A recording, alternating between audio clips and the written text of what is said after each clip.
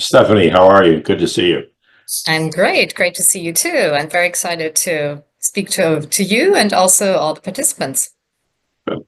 It might help to set some context. So could you take a moment or two and describe both the foundation and, more importantly, multiple myeloma for those who might not be familiar with that very devastating diagnosis, but then also a little bit about yourself, and then we can chat about what happened at JP Morgan from your perspective. Of course, very briefly, I'm a dual citizen originally from Berlin, Germany, studied biochemistry there, then came first to Rockefeller University and then to Harvard Medical School, did my PhD there in MPA, and then I was in big pharma at Novartis and Roche on the business development and commercial side, and then I was in biotech companies, and since then in venture capital. Since September of 23, I'm now managing the Myeloma Investment Fund, which is the 6-year-old philanthropic fund of the Multiple Myeloma Research Foundation, a 26-year-old patient foundation that is providing information to myeloma patients, but is also running and financing clinical trials. Multiple myeloma is a blood cancer. It's similar to leukemia. So still, despite all of the advances in the last couple of years with more options for the patients that live longer, have longer PFS and longer OS, unfortunately, they still relapse and they die. And this is why the Myeloma Investment Fund was started, where we invest in startups with really moonshot therapies in the myeloma space. So we have now 16 active investments, have had 3 exits, and we continue to invest in companies.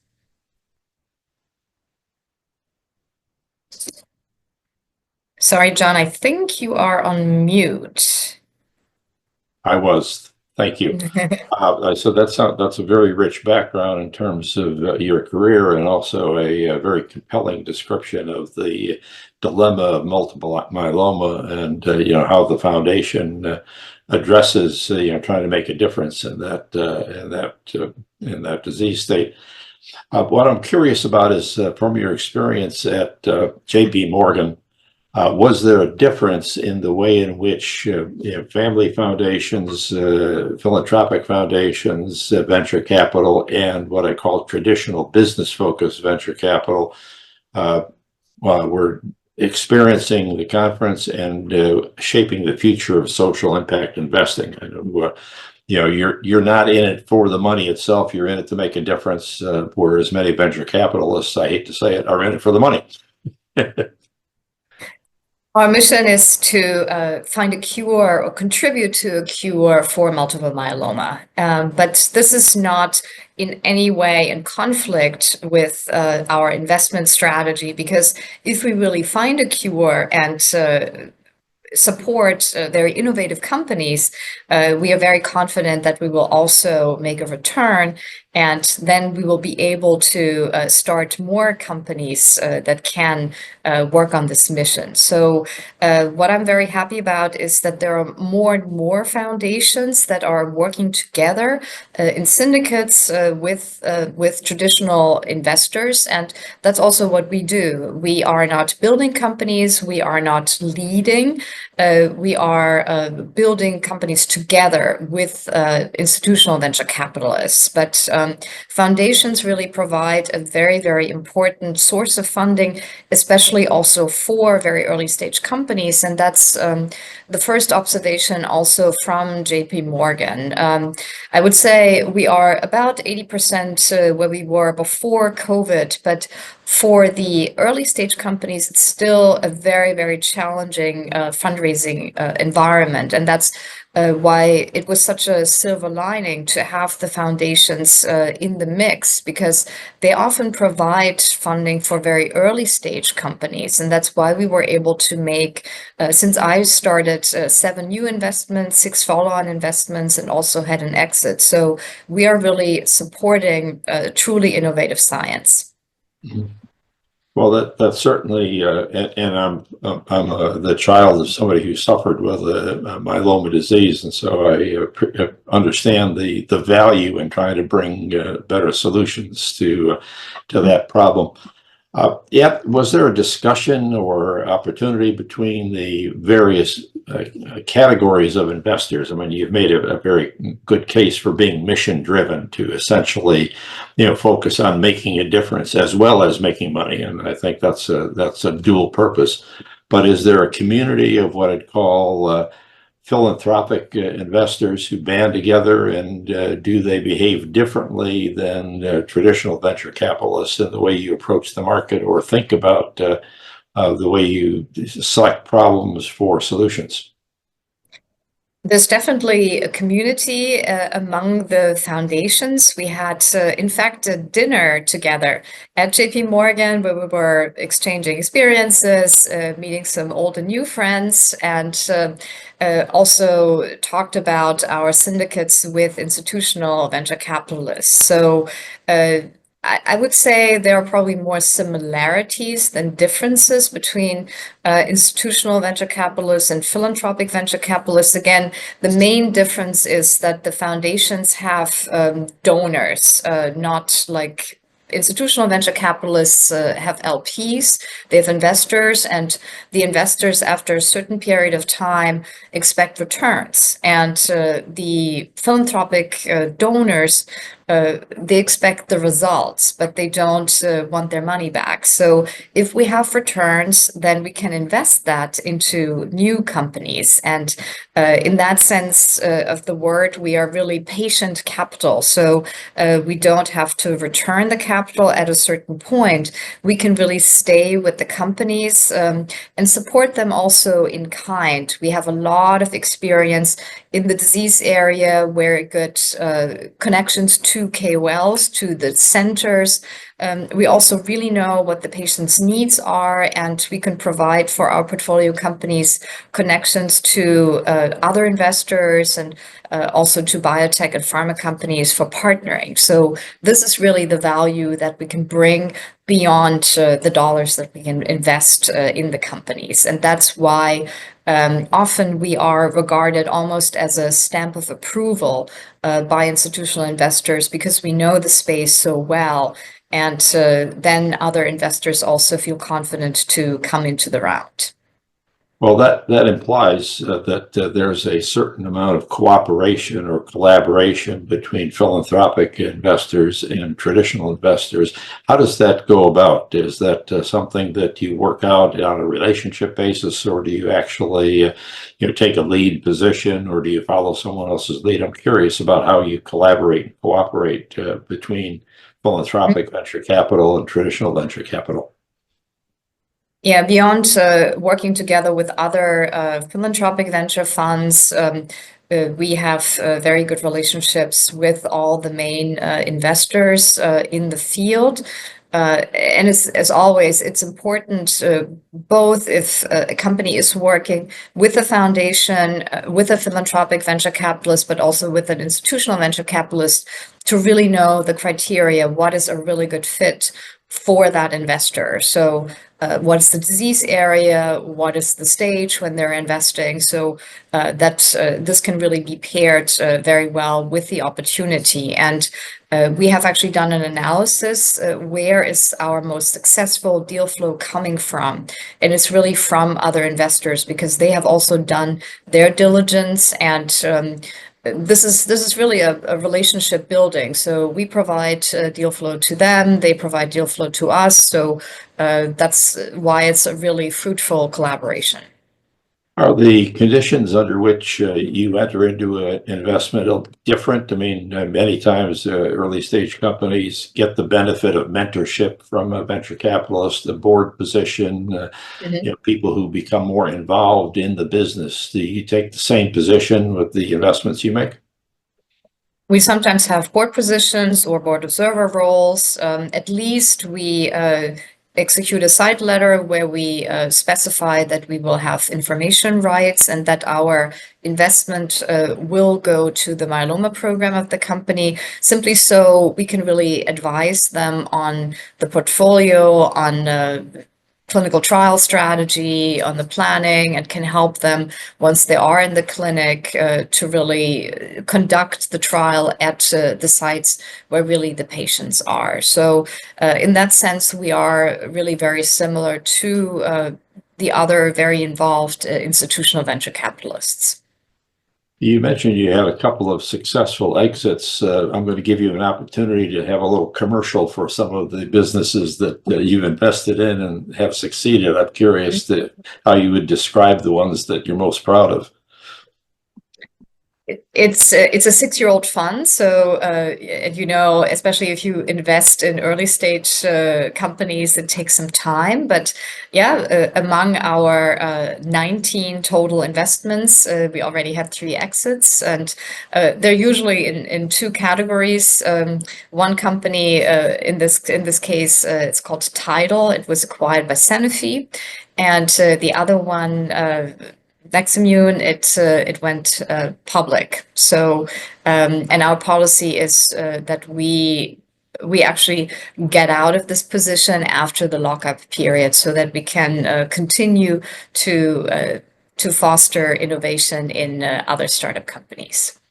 Do you have someone who conducts research on your behalf to actually scan the marketplace and look for either the academic institutions or the research institutions that are focused on the needs of the multiple myeloma patients to try to select organizations that you're interested in investing in? I mean, do you kind of go out and actually be a hunter-gatherer of some things? And I'm very glad to have an analyst I work with. She was an analyst at a bank before, and also has a PhD and does phenomenal work. So she does a lot of the research. We're also working with our CSO and Chief Medical Officer from the foundation. The CMO is on the faculty at a New York hospital. So through that and through our MMRF connection, through our SAB members, our boards, and also the investment committee at the MIF, we have really good connections to the academic centers, to the KOLs, and we have built this over years. And so if there is an exciting opportunity, they proactively come to us with that opportunity, so that we, if it's really fitting our criteria, can help to foster the innovation by helping to start companies. And then we also bring in other institutional venture capitalists. Do you have a target range for the size of the investment that you try to make in early stage companies, number one? And then do you also do it with a sense of planning for follow-on investment? So what's the cost of entry, so to speak? Yes, so we always, when we invest, we also reserve capital for follow-on investments, and depending on the size of the investments, that's what's determined whether we take board roles or board observer roles. So it depends on how early or late stage the company is, what our equity position is. But definitely we definitely reserve capital for follow-on investments for our companies, and really want to stay with them and support them in the long term. Yeah. So is there a minimum maximum range that you look at for your preliminary investment? So we typically invest 1 million per round, 5 million per company, but that obviously depends on the stage of the company. Sometimes we tranche our investments. It depends on the syndicate, and it depends, on the plans of the company in total. So, our topic was originally about the venture capital trends at JP Morgan, and we've kind of wandered around a little bit, about what you do and how you do it and why you do it. And I think that's been a very rich discussion. But I'm curious, as we kind of wind down to the end here, what were the highlights of your time at JP Morgan, and what were the either disappointments or lowlights, in the sense of you expected A, but you got B? Yeah, the observations were that there's definitely a lot of really high science in the innovation ongoing. Met a lot of exciting companies we will hopefully be able to support this year. I observe that it's still very hard for companies, especially young companies, to raise capital. It's a very concentrated funding environment. It goes into certain areas, neuroscience, metabolic area, and it also goes to more later stage opportunities. Ideally, investors and also pharma partners want to see clinical trial data. And also the area where we are, immuno-oncology, CAR T, that's an area where you really have to have very, very competitive data in order to get funded. So that was a little bit of a challenge. And also, even though the IPO window is slightly open, we still haven't seen really big M&As and a lot of collaborations on the pharma side. So I hope that we will see more activity in 2025, and that this will help to fuel this whole cycle so that more early stage companies can also be funded. So in summary, I would say there's a lot of activity on the scientific side, but the funding environment, especially for young companies, is still very challenging. But yeah, I'm an eternal optimist, and I think we see the light at the end of the 2025 tunnel, hopefully.